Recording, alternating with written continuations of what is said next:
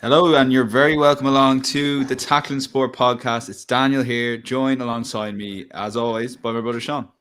How's it going? And we're back for a Ryder Cup review, considering we previewed it. And thanks a million for everyone who listened to the podcast on either YouTube or Spotify or Apple Podcasts or wherever you listen to your podcast. It did very well, and we were very, optimistic of Europeans' chances. No more so than Mark Fox from the Plug Live. Mark, how are you? Yeah, delighted to be laid back on the podcast after my prediction. So, yeah, let's get rolling with this. Could be a long 45 minutes or hour. Yeah, I've been told to put a few of you lads on the stand tonight. And the other one on the stand is Conor Nolan from Nolan.golf. Conor, welcome back to the podcast. Yeah, guilty. Cheers, Dan. Thanks for having me. No worries. Well, Conor, look, I guess this is a tough question, but where did it all go wrong for Europe? It didn't go wrong for Europe. It just went so right for the Yanks. All of the when we look back on what we were saying and any of the predictions, it was kind of based on previous Ryder Cups where the Americans were the better team on paper and Europe just battled it out with a bit of heart. Whereas this time it was just clinical. I'm sure we'll get into some of the stats on how good they were, but as far as the score for the Americans, it's the best since the 80s. So like they came as the red hot favorites with the best players in the world, and they all showed up. Because it was just I don't think there's any assembly of European players that were on or off the squad that could have turned it around. Yeah, for you, Mark. Yeah, similar to what Conor's saying there, just a mismatch.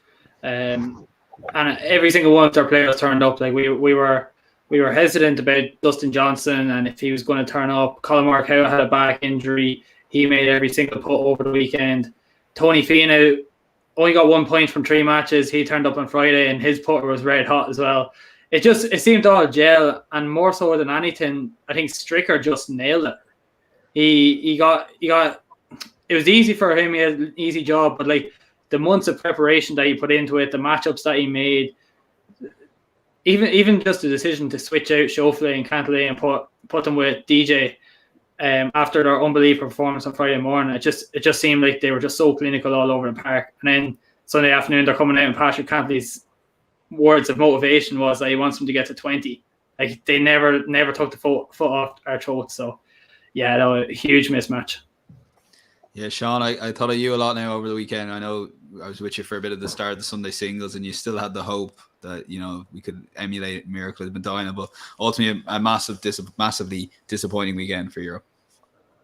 Yeah, a somber weekend, probably a long time in the making. It's kind of like I kind of liken it to the PGA Tour is where everyone wants to play. It's it's where the money is. 15 million is the new FedEx Cup.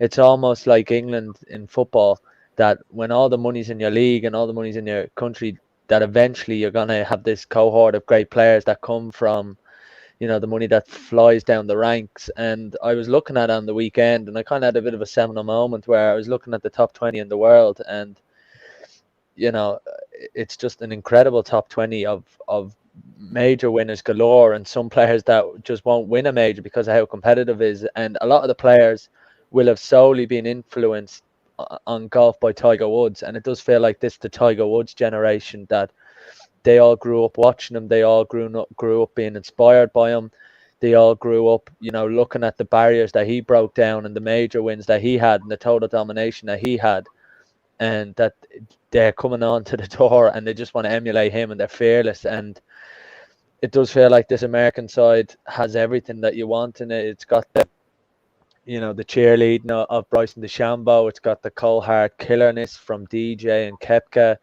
It's got the Speed and Thomas pairing. It's just got everything, and it's I have a list here of the next 12 American Ryder Cup players, and I'll read it out later in the show because it probably take a while for everyone to calm down after hearing it, because this won't stop. The next, I think it was Rich Beam on Sky said that more than likely 10 of this team will play in Rome, and I'd say 4 or 5, maybe 6 players from Europe will play.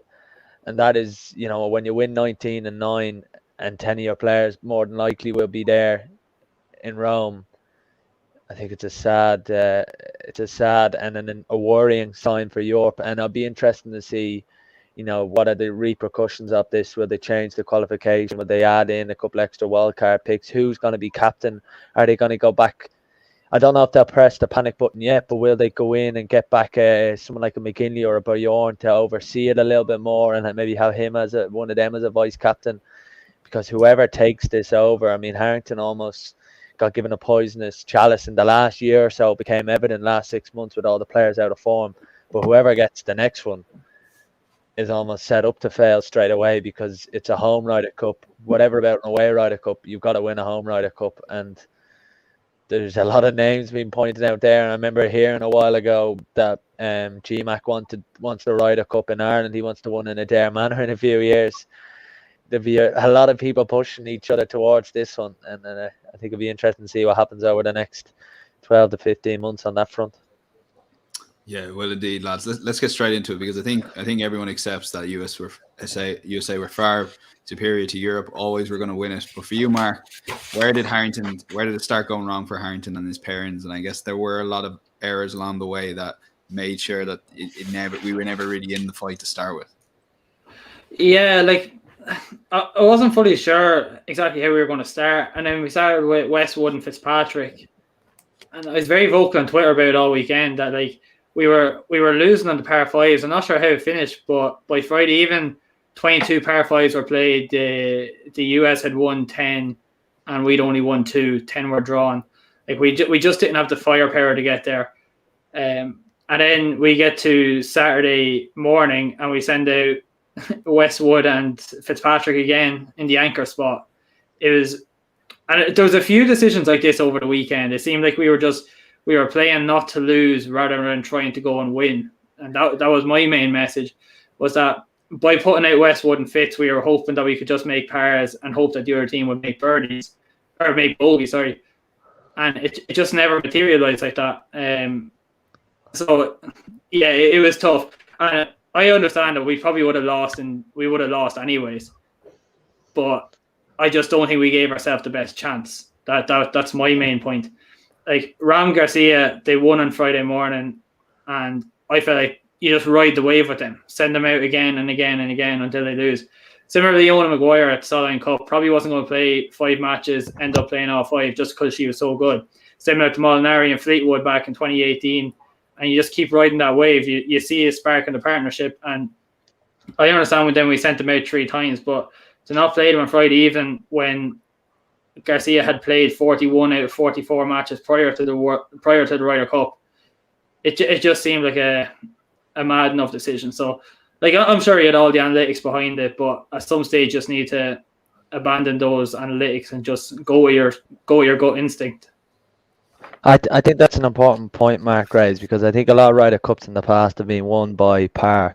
Par being a very good score at Ryder Cups, having a steady partnership, your Stenson and Rose, Clark, Westwood, Donald, Garcia. You can name all these players off that aren't necessarily birdie hunters, but they, win a lot of holes with a solid par. And I think this is the first Ryder Cup, maybe 2016 as well, because how easy the course was set up at Hazeltine. This is the first time I really felt that, America just dominated. I mean, the amount of times that Europe would be 50, 60 foot away for a birdie, and, the US would be inside 20 foot. And I just felt like that the whole time watching it, that USA were going for birdies and that Europe were hoping that there'd be a mistake. And invariably, a lot of mistakes didn't happen. Now there was the odd mistake. And what happened then, once US made a mistake and Europe got from 3 down to 2 down, or 2 down to 1 down, and closed the gap, is that someone would come up clutch with a shot. You even saw last night Colin Morikawa hitting it to a couple of feet. Koepka did the same all week, and that was just the difference. And when Europe were almost in defense mode, and I did feel that with their body language on Friday, that it wasn't really till we saw Shane on the 3rd hole on Friday afternoon that we saw any sort of emotion or passion. You gotta have to do that almost to send out a message. Someone has to come up and deliver, especially when you're losing. And I think Europe, if you're looking at hindsight, probably lost the Ryder Cup on Friday morning when Poulter and McIlroy, your two talismen are 5 down through 5 against 2 rookies. That just sends out warnings to everyone else that this is going to be a long, long week. Yeah, for you, Connor, on the pairing side of things, and again, we don't want to go too far down this road, but that's something Mark again mentioned on the analytics side of things, and I've heard a few things that Padraig Harrington was big on the data going in, and it upset a lot of the vice captains throughout the week that they should kind of abandon ship here and let's try and focus on just getting the partners who we instinctively feel will do well as opposed to a data one. And by all accounts, the Lee Westwood and Matt Fitzpatrick was a data one, but though in my opinion, someone definitely typed something wrong for that to come up as your foursome pairing, but maybe I'm being harsh.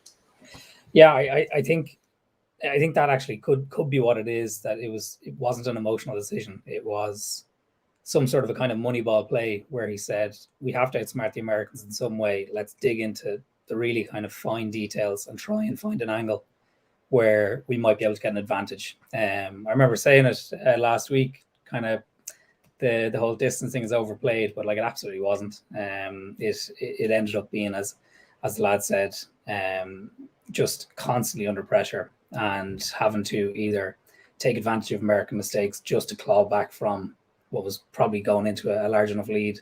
I think Mark's point there on the par 5s in particular, like I think the actual number was America won 34 of the par 5s, Europe won 14, and I think they were combined 46 under versus 22 under. Like they played the par 5s twice as good, and over 5 rounds of golf, that's a lot of scores to add up to a lot of points. So I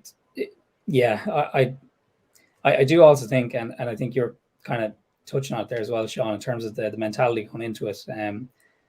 Like I totally get, like there has to be a bit of excitement and build up and marketing around it, but like there was some videos like with Poulter taking the piss on TikTok beforehand. It's like, man, are you really like into this? Now obviously on Sunday he showed up and he played amazing, like the Poulter we know, with that kind of win percentage in the singles. But the Americans were at Whistling Straits 2 weeks ago. They just seem to be so much more dialed in from a kind of a mindset standpoint and thinking really, we're here to get this trophy back. We're not just kind of going to show up and assume we're going to have some sort of advantage.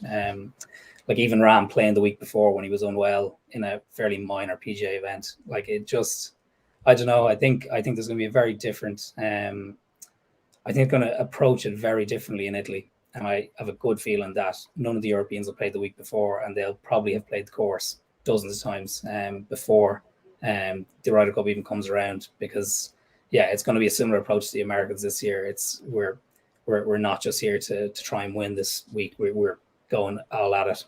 And actually, I'd say we'll talk about it in a bit, but the captain's picks, I totally think will change. If you go through the Americans, of the lads who are in form, that actually made their way onto the team, the 6 guys, they all played amazing. So maybe that is the magic number and Stricker's nailed it, and we might do well to copy him. But yeah, I'm sure we'll dig into that in a bit.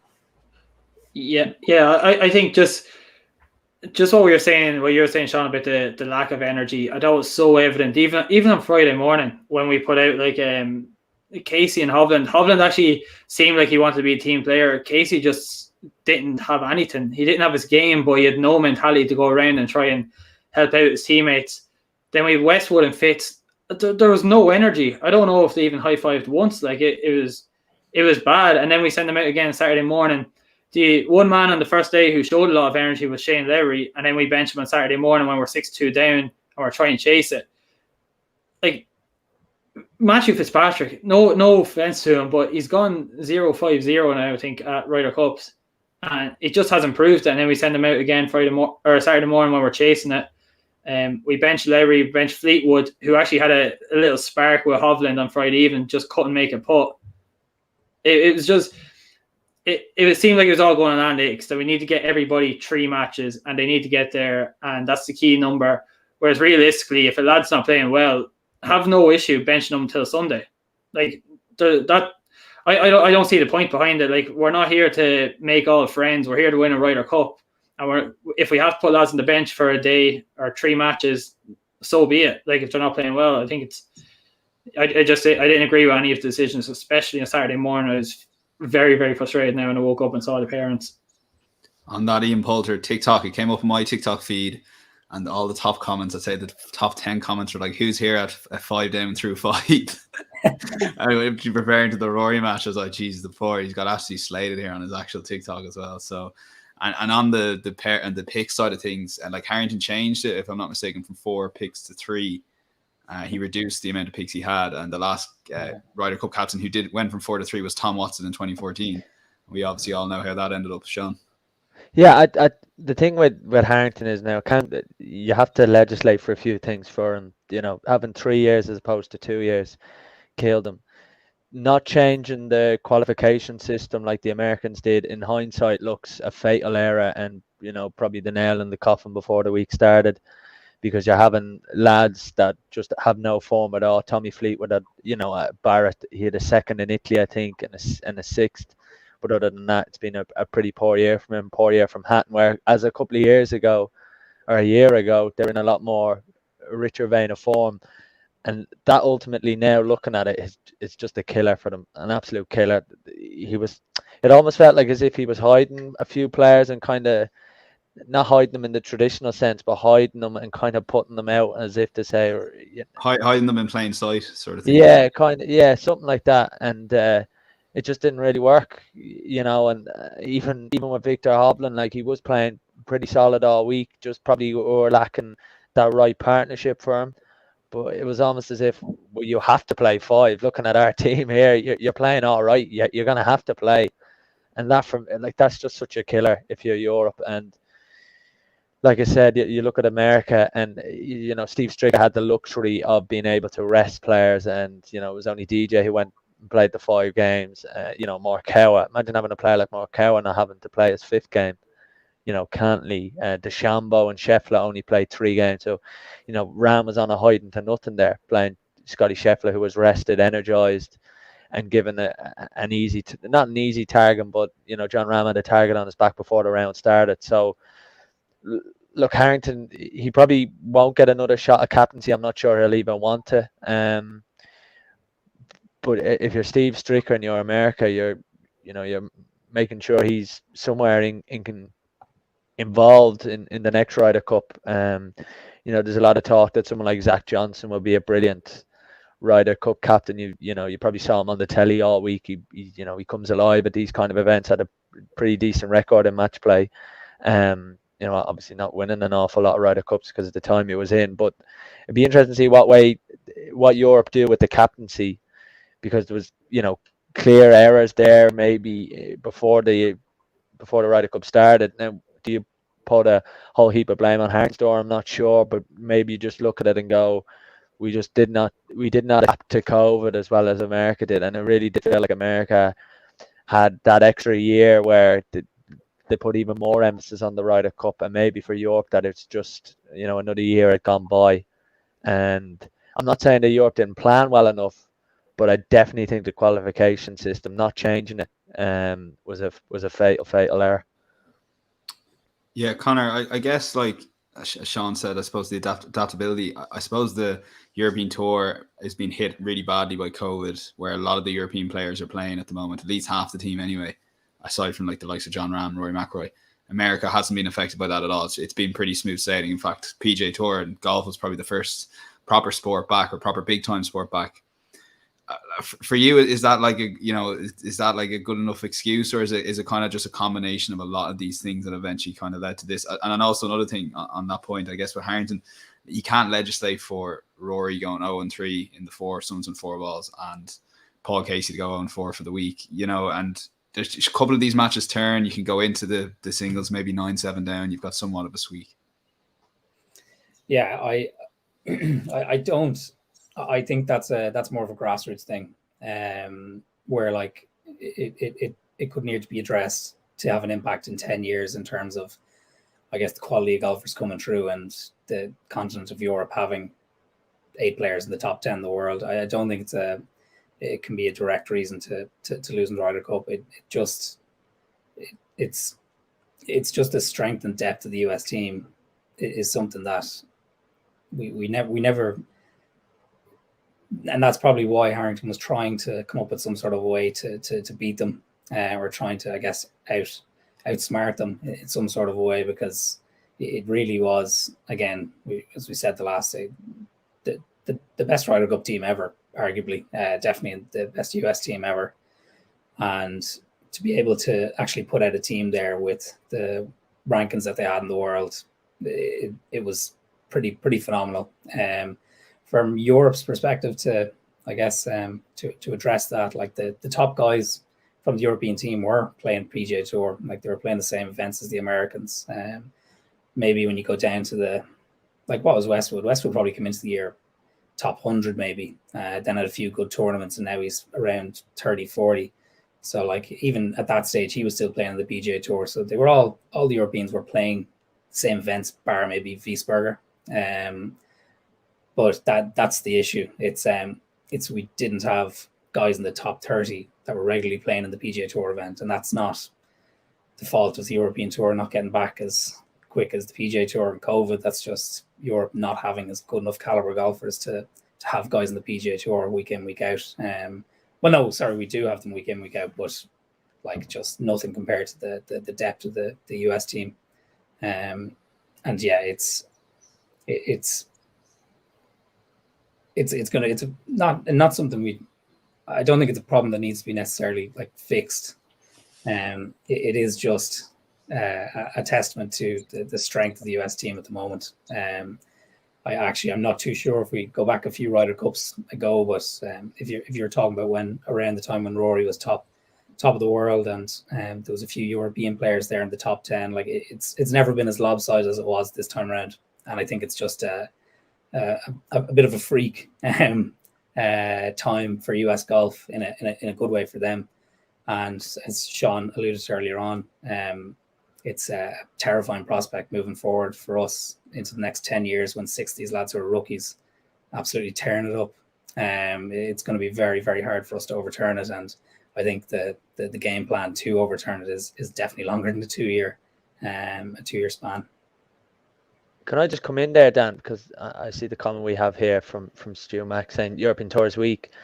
Europe needs the likes of Pairings, Migliozzi, and then he questioned Wiesberger and Fitzpatrick. I'm just going to call out the list of 12 players and 10 future US players, and then 7 or 8 future European players we have. So Matthew Wolff, who's had a really bad year and has had a difficult time of it.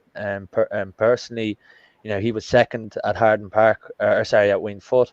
You got Zalatoris, who had an unbelievable year. You got Billy Horschel, Jason Kokrak, who's won on tour, Webb Simpson, Sam Burns, Patrick Reed, who's obviously sick, Kevin Kisner, Kevin Knapp, Max Homa, who won a few weeks ago. So I think any one of them 10 would get themselves into the European team. Then Europe, looking at it, you got someone like Victor Perez, who had a really disappointing end to the season for someone who was a couple of years ago really threatening to break through and had a really good season on the European Tour a couple of years ago. He needs a big season or two to kind of push himself. You've got Rob McIntyre again, who's someone who I think will play at the next Ryder Cup. You got Migliozzi, who I think again will play. You got to remember he's Italian. Next Ryder Cup's in Rome.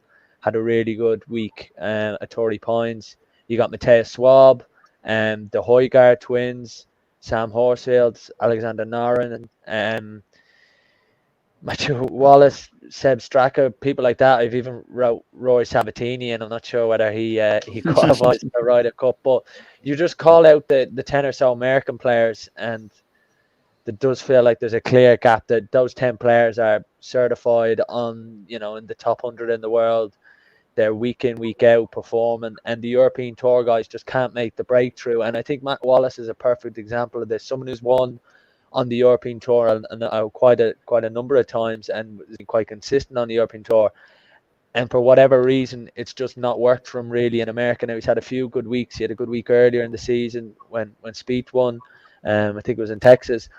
But it's just not consistent enough, and it's not getting him into, the top 30, top 25 in the world, and he's not pushing week in, week out. And ultimately, when you go to a Ryder Cup, you do need to have those spark pairings, but you just need good golf. You ultimately in the singles, I think, was the biggest golfing class for me, where it just felt like Europe were just treading on thin water. Yeah, their heads were down, but they just couldn't get anything going. There was nothing there. The golf just wasn't consistent enough. Tyrrell Hatton played well in part. He got 1.5 points. He did well.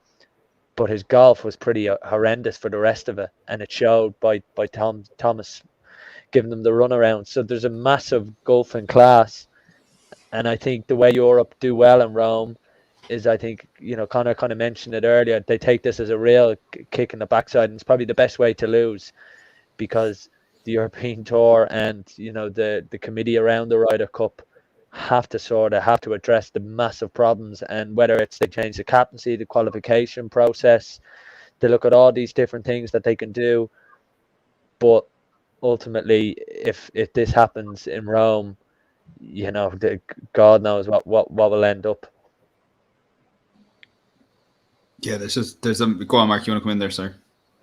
Yeah. No, I did see something on this earlier saying that people were hypothesizing that the real reason behind nine fixed places is that it allows the European Tour to compete with the PGA Tour. So players that do play regularly on the European Tour have a good chance of making the Ryder Cup team. So like somebody like a Bernd Wiesberger there, he made it because he obviously played well over the last few weeks on the European Tour. So I thought that was an interesting point. But realistically, if we want to be competitive in Ryder Cups in the future, we need to not be sympathetic towards the European Tour, because we want to win these. We want our 12 best golfers going out against their 12 best golfers, and not just give European players a chance to play just because they play in the European Tour a lot. We need our 12 best. I thought Paul McGinley, actually, I'm not sure if he said in the broadcast last night, but I read today that one interesting way that we could potentially bring this on is introduce like the Eurasia Trophy or the Sevi Trophy again, where we bring back this kind of introduce golfers to it from a young age, give them the opportunity to play against like Asian players in a Ryder Cup format, and it just helps to bring them on and make them better Ryder Cup players in the future. So I thought that was an interesting one, similar with the Sevi Trophy. Let GB and I players play against continental Europe and see how that goes. So there are things that we can do,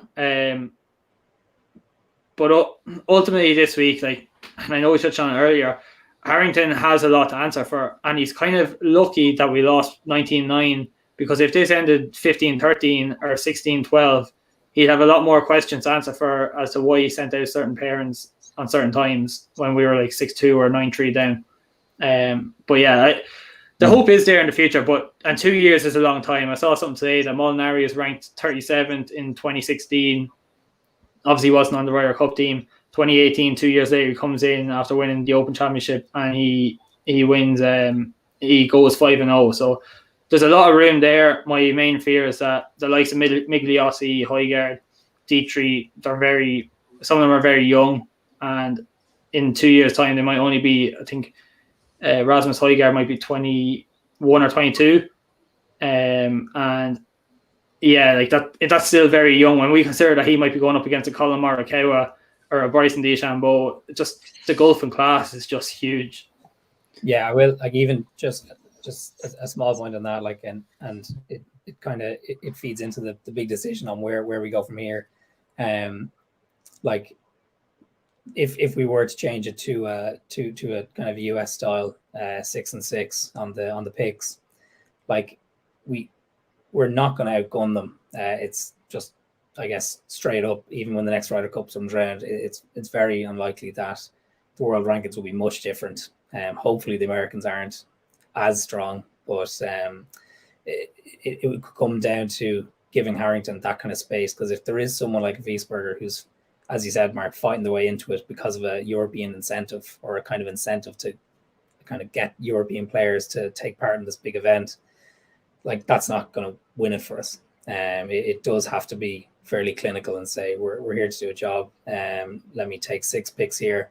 This guy's after coming top 5 in the last 4 events. Won the Højgaards as an example, and say, let's just throw him in the deep end here because he's in form. Because we do need, like, the system kind of, I think, shagged us a bit with some of the lads who hit form early on and then basically hung on for a Ryder Cup place, just weren't at the races when the big game day came around. So yeah, it is. It's going to be very interesting to see, I guess, the diagnostics afterwards on whether it's interviews with Harrington 1-to-1, where he kind of talks about exactly what his thought methodology was behind it and maybe things he'd do differently. But whoever fills his shoes is really going to have to approach it very differently if we want a different result in Italy. I'll just make one quick point here. I meant to make it earlier.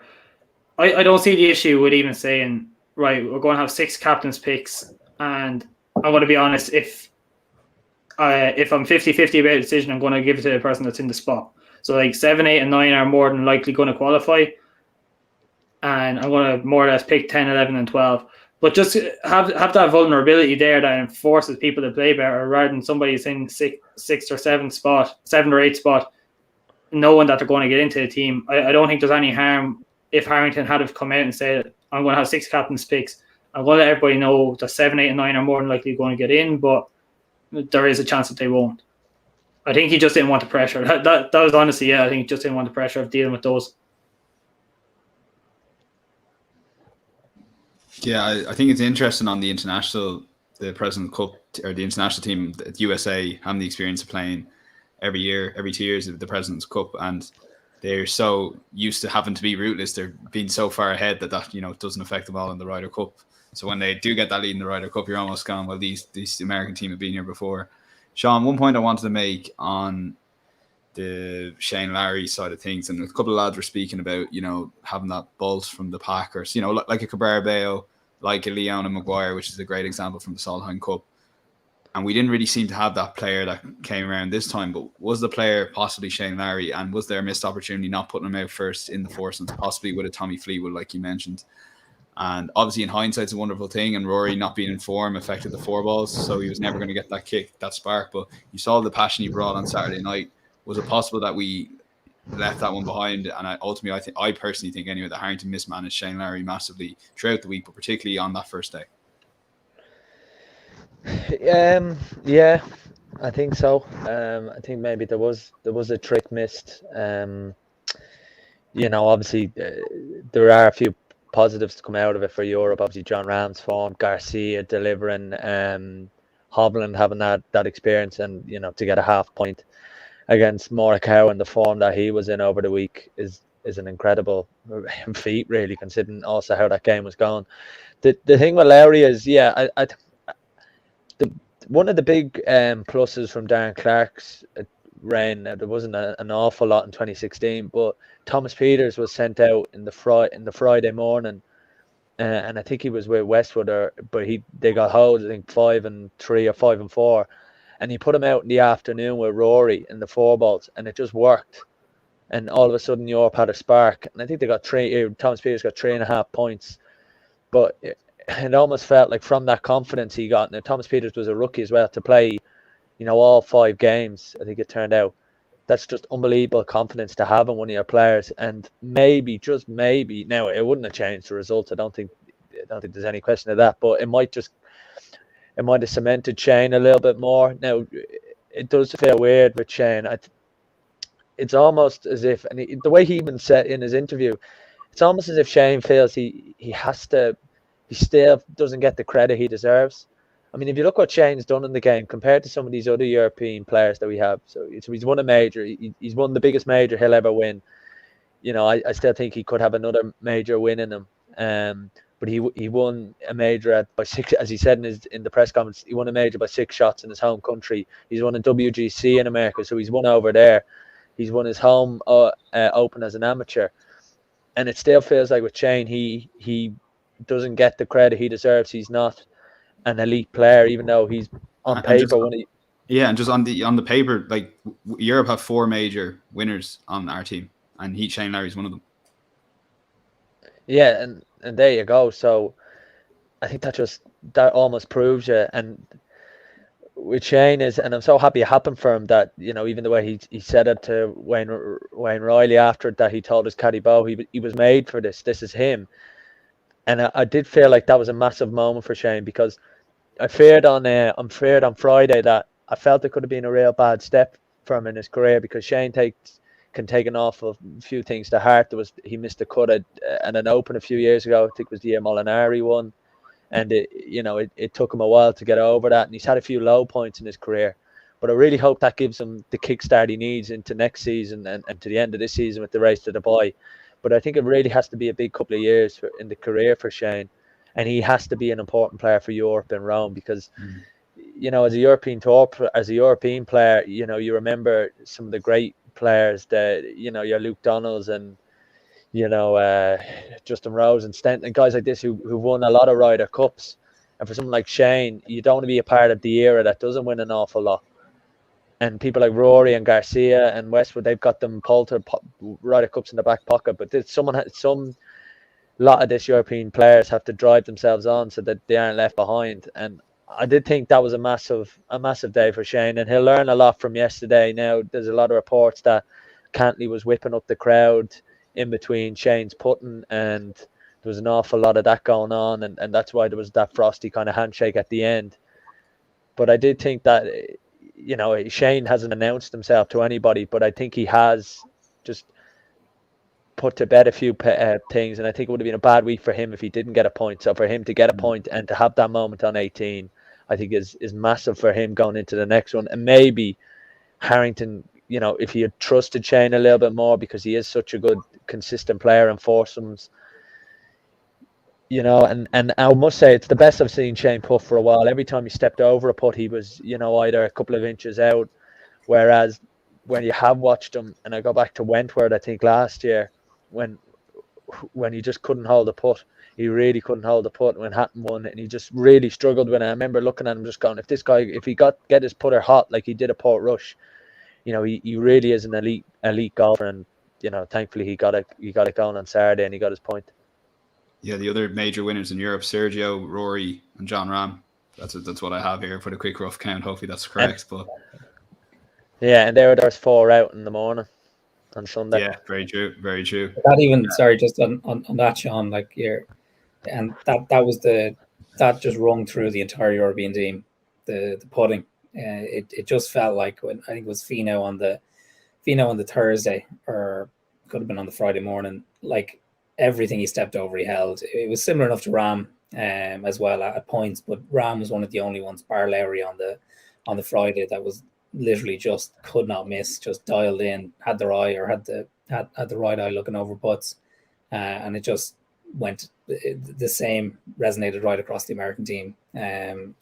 It could have been a thing of distance where they were just driving further with shorter irons, put themselves in close to the hole. I don't think that was the full thing. I just think, as far as just getting your eye in and really being tuned up, maybe prior to the event, spending more time at the course, but every time an American stood over a 15-20 foot putt, you felt they had a chance. Every time a European putter or player stood over a 10-foot putt for a tie, you were really kind of, this doesn't look good. Maybe it's because we were losing from the outset, and kind of the bit of maybe a defensive kind of thought. But yeah, it just felt the Americans on, especially on the greens, they just absolutely walloped us. Yeah, I actually completely agree with you there, Connor. Even like Fino on Friday morning or Friday afternoon hold Everton, and he's like, I was just there looking up some of the strokes game putting from the last 6 months. Morikawa 133rd, Shane Lowry 102nd, Tony Finau 90th. There's not that much between them. Morikawa just seemed to hold absolutely everything, and I've said this before, when he's like a neutral strokes game putter, his iron game is so good that when he's putting from 10 feet, if he's making it 50% of the time in a good week, he's going to have a really good week. This week, it just felt like he just could not miss. And even a Tony Finau on a Friday afternoon, he held everything. And then like we have a Tommy Fleetwood, who's 37th strokes game putting over the last 6 months, and he couldn't hold a thing on Friday afternoon. He was missing 8-10 footers all of the time. So there was definitely a huge thing there with the putt, and Patrick Cantley did not miss a putt. It looked so solid every time he stood over a 4 or 5 footer. DJ John Rahm was like, obviously we all know he was our best putter, but he held everything. He just seemed to be in that zone for 72 hours straight, where you could just see the line in the green, and he was holding huge putts everywhere, and he was trying to bring that energy in, because it's not even about holding the putt and getting the half point. It's about holding the putt, getting the half point in the hole, or having the hole, and actually bringing a huge energy and trying to change the momentum. So I don't think we need to like focus our team in the future around bringing our best putters, but it is important. And exactly what you're saying there, Connor, that maybe if we had got to the course a few more times, we would have known the lines a little bit better on the green and which way the greens broke. Whereas it seemed like the Americans just knew every single putt and they couldn't miss. Yeah, there definitely seemed to be more prep, and it was something I actually noticed in the coverage. I was like, America seemed to know every single one of these lines as if these pin placements were magically handed to them a few months ago. I always think with Colin Morikawa, like there's bad putters who are just like averagely bad, but I think Morikawa kind of goes hot sometimes and not, and then he'll end up like way down the strokes gained putting. But because he has those hot weeks, he'll end up with 4 or 5 wins, like you said, Mark, and he has that unbelievable iron play. One thing, and I think it wasn't, it might have been lost a small bit. Shane Lowry's par and that putt, everyone remembers the putt, but Tyrrell hadn't let him down, because Shane had to chip out into the fairway, and I don't know the yardage, but I think it was like 150 yards in. So he essentially got up and down from there. Well, he did get up and down from there to get that point. So it was an amazing moment, just below a major moment for me for Shane, which is amazing. Sean, I do want to talk about Rory Mcilroy. And I was chatting to you on Sunday, watching a bit of golf. Like I've lost, I think I've lost like hope on Rory and getting back to the very top, because someone mentioned here the top 20 and how competitive it is, and there's so many good golfers now, and we were probably saying that for a few years, but I think we really mean it now. I don't know if I can see Rory Mcilroy in this era.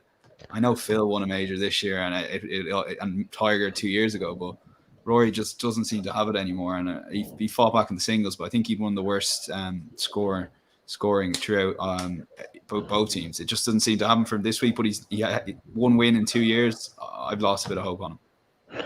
No, I think he'll win. He's got every chance to win another major. I think hopefully that will be big for him. That I think that will kind of end the chapter in his career at the moment, and hopefully he does take a few weeks off. I'm not sure if he'll play any of the Race to Dubai events, or he just gives himself a rest.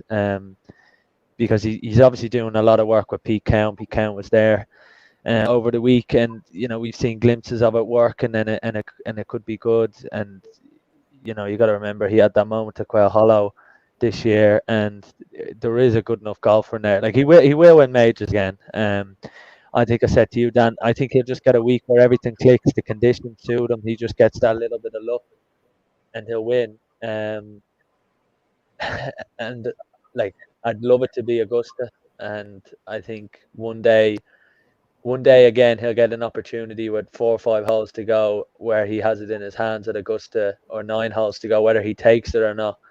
But he's too good a golfer not to win. And I think what even could happen is if he goes in a little bit of a lull for other people's sake, and something will click, whether it's Pete Cowan or whatever work again he does with Brad Faxon, and it just something clicks in his golf game, because he's got all the ability, he's got the experience, he's got the confidence. He just needs a spark, and if the spark came from Rory, he'd easily win another couple of majors. But I did think that was big from on Sunday. I think that will, like I said, write a chapter, because I think it could have been catastrophic for him if he had not won a point at a Ryder Cup. That's not the Rory we know.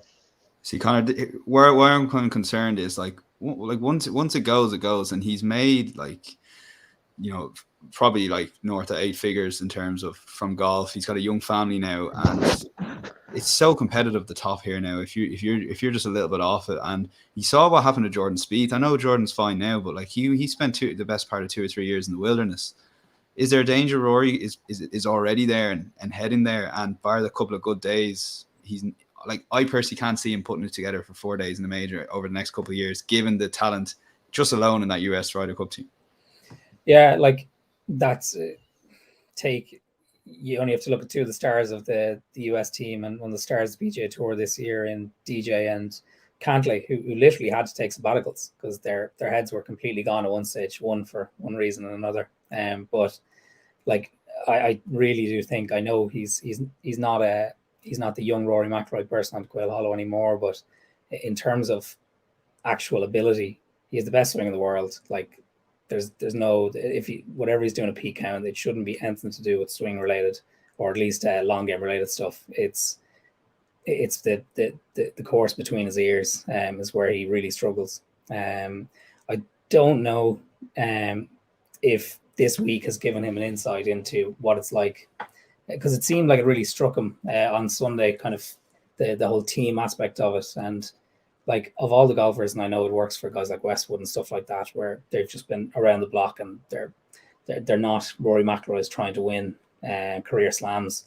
I'd wonder if he does think then, does he need someone on the bag as part of his team? Because no disrespect to Harry Diamond or anything like that, but Rory's on his own out there. And for someone who really struggles on the mental side of the game, because it's nothing to do with his ball striking ability or his swing, I'd wonder would he think of that now or kind of take from that golf is a bit more of a team sport if you allow it to be, or at certain times of the year, and does he need someone on his team week in, week out? I personally think he does, just because he is very emotional, and he kind of let it all out in a burst that a lot of people weren't aware that he was emotional as he is on after the 18th or after he came in on Sunday. But yeah, I just think for McIlroy, a few months off, a year off, and a kind of a fresh look at golf could do him the world of good. It happened to I remember, was it Ram? It happened to as soon as he had a kid. It was like that kind of fresh perspective on golf, but it didn't really happen for McIlroy. It seems to have been downhill ever since he had a fling with Wozniacki, and I think he needs a break from golf and to come back with a different approach, but nothing to do with his ability or how he plays golf. It's just kind of how he thinks about golf and how he approaches it mentally. Yeah, Mark, like Rory, like he's honestly up there with probably one of the best sports people to listen to, because like that, the emotion, both those interviews, the Golf Channel arguably just as good, if not better, than the Sky interview. He gives you the insight that not many golfers or other sports people do. But it's a good point Conor makes, that he wears his heart on his sleeve, and the emotion of it all, and he's the best man at making that backdoor top 10. It's become almost comical now at this stage. The wedges and the putting, it always seems to let him down. There's just these same things. We've been over and over with it again. Is it time for Rory to try and is it like, I know Harry Diamond did brilliantly at Quail Hollow, but is it time to maybe, I suppose he is changing with PK, but is there a new caddy in there? Is it simple, or have we just been here before and in 2 or 3 years time we're saying the same thing, and where you eventually go, Rory just doesn't have it anymore and he'll never will be able to have it again in a major? Yeah, I think the thing about Spieth is interesting, because Spieth doesn't have the most the best technical swing that we've ever seen, so he actually needed to go and maybe make some changes. Rory's swing, to me, looks very, very good, and exactly what Conor is saying there, it is what's between the ears. I remember back in like 2019, for example, when he won the Players, he had like 5 top 6s in a row running into it, and back then it was on the run into the Masters, and he did a lot of talk with people on the camera saying that he was doing a lot of psychology work and a lot of yoga and sitting down and focusing on his mental resilience. And I remember this was like before the 6-week stretch where he was like 6 top 6s. And I thought that was really interesting that it kind of correlated with that. So there's definitely something there between the ears. When we look at scoring records in majors in the first rounds, he just seems to have a mental block to this compared to rounds 2, 3, 4. His score, he just can't score well on a Thursday morning or Thursday afternoon. I like Harry Diamond, but I completely agree with Conor there. I think he needs to change things up. Even Patrick Cantley had bones on the bag 2 or 3 weeks, or maybe 5 or 6 weeks ago, and that week he actually went down and had a pretty good tournament. So there are things like this where sometimes you just need a new voice, just to be alongside you, tell you different things. Whereas it seems like he's nearly just too used to Harry Diamond now, and he doesn't take in anything of what he says. Yeah, I guess maybe on the final points on the Ryder Cup in an overall perspective, and even maybe looking forward to major season next year, I don't know if I got carried away maybe just watching, I know we've talked a little bit about him, but watching Colin Morikawa, you do get those Tiger vibes a small bit off him when he's standing over on an iron, and any course that isn't 100%, you have to bomb it. And if you're finding enough fairways, Colin Morikawa is your guy. Sean, can you see a way where he can go out and maybe win 1 or 2 of the majors next year? Or who's the player maybe to watch out for, possibly from these two teams more than likely for you a major season? Because obviously before we know it, the Masters will roll in. I think Morikawa will win another couple of majors. he kind of needs to have that steadiness, that consistency now for a while, because he has a little bit of the tendency, you're right, to go hot and cold most weeks. Like, he was not a little bit of a worry, but his form was quite questionable. He didn't have a great end to the season in the FedEx Cup, and after having such a good season, not to finish it well, like, that's always going to be an interesting dynamic. But I'm a really big Justin Thomas fan. Like, I don't particularly fully enjoy all his antics on Ryder Cup week, because he gets a little bit too kind of hyped in on the crowd. But I think he's underachieved in his golfing career to date. Like, he has been a world number one. He's won a major, but I really think he's sold himself short, and I don't think he's made use of his talent, because on his day he's as good as I think a couple of years ago, or like around 2019, like, Rory had a decent 2019, won a couple of times. But I still would have thought then, and even up to recently, like, if Rory plays his best golf, he showed glimpses of it on Sunday. Like, he's one of the best players in the world. Now, at the moment, I think there's probably 5 or 6 players that you'd put in a class above everyone else. So I think Thomas is up there, DJ's up there, Show play, although we're yet to see it in a major, Koepka in major, Morikawa. So there is this group of players. And I just think Justin Thomas has sold himself short, and I think he's as good as anyone in the world when he gets going. And I think I think with Thomas I think he's just waiting to explode. Now, he's had a really difficult year. We all know what happened at the start of the season. His granddad dying, and then winning the Players, and the way he won the Players, coming from way behind. I don't think there's an awful lot of golfers who can do that. I think Rahm is probably one that just come through the field like that, just so explosive in their game. And I think he's the one to watch. I think he's got to make use of his full potential, and not just be not a run-of-the-mill player, but ultimately forgotten. For these guys now, it's a race to be the best of their generation. It's the race to be remembered. You look at the top 20, and the only way they're going to be changed or looked at differently is based on majors. These guys are going to be judged on majors. That's just the harsh reality of it. Whereas, like, if you're a Lee Westwood or someone, you'll be an unbelievable career, former world number one, race to Dubai winner. These golfers now are solely going to be judged on majors, and there's only 4 a year, and they come thick and fast. And if you have one, great for these guys, but to be remembered, you're going to have to be a Koepka, Johnson. You've got to win multiple majors, and you've got to dominate. And I think Justin Thomas has the game to do it. He just needs to deliver on his potential. Yeah, Connor, maybe I'll throw it out to you. Very open question. Final thoughts on the Ryder Cup. If you want to maybe do a little bit of talk about a player or two to watch out for the majors, fire away. Yeah, no, that's I think it's like Sean makes some great points there moving forward. Like, it's an exciting time for American golf in particular. You would hope that whoever does take the reins on the European team really tries to position it as, like, we're going to be underdogs next time, no doubt, like, guaranteed from the outset. So whoever's involved, whether it's captains, vice captains, even if it's guys who aren't necessarily in the frame, like, trying to get some sort of a bond there early on, maybe not for a while, like in early 22, even before the decisions are final, but like, there has to be some sort of a reaction to this, because if we're anyway passive about it, this is going to go right through to Adair, and we're going to be 4 on the bounce, trying to win back the European or the Ryder Cup in an American Parkland course in Limerick. So it's going to be very tough. I think from the week anyway, from a European side, we hyped him up, and he didn't quite live up to expectation, but you saw the potential there in Hovland.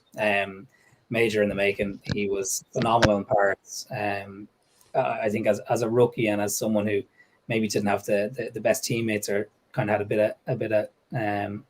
had an anchor on him for half the tournament, he still played some incredible golf. And yeah, I can't wait till he does win a major, and I would group him in with the Xanders and the JTs and that young generation moving forward, and he'll be huge for Europe moving forward.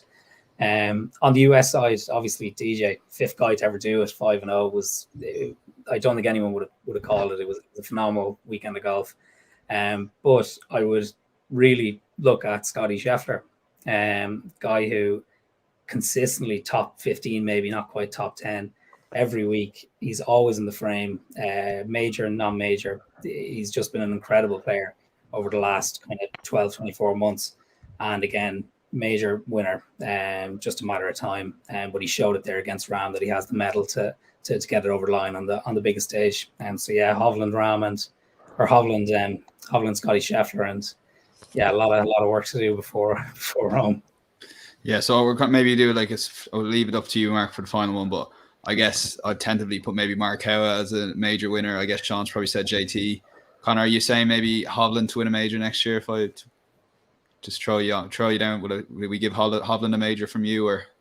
Absolutely, yeah. Hovland. So yeah, so Mark, who's winning the fourth major for you outside, or give us a golfer to follow for the year? We'll come back in 9 months and review. I was just about to say Scotty Scheffler as well. I think what we were mentioning on earlier, like just the mental resilience. So much of this now, the golfers are so good tee to green. Their putters get hot sometimes. Just so much of it is just a mental ability to be mental resilience, just to stand on the 18th tee and know that your swing's going to do it.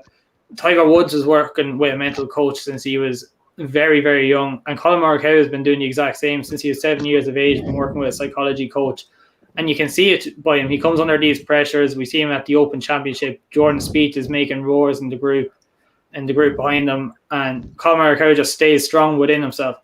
So he's definitely has 2 majors within him next year. Scotty Scheffler, really, really, really underrated. Like his 2018 major record, T18, T7, T8, T8. When we think about the fact that 2 years ago he was on the Corn Ferry Tour, he wins Player of the Year.